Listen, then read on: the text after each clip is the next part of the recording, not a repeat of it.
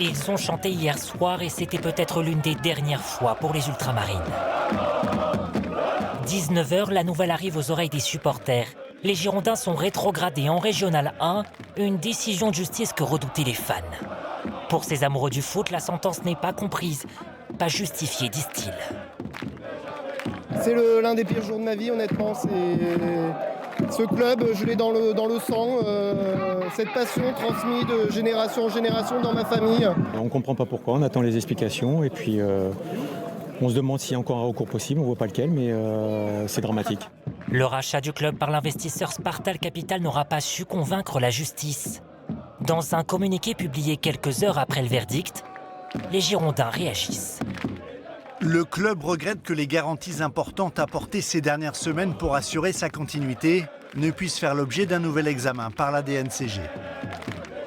Depuis 24 heures, la nouvelle déboussole.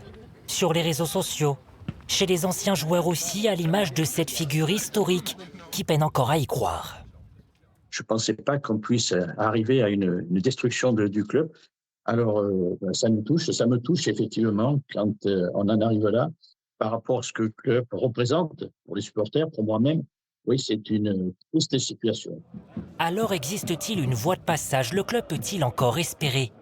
Le tout nouveau président dit explorer la moindre piste pour contester cette décision.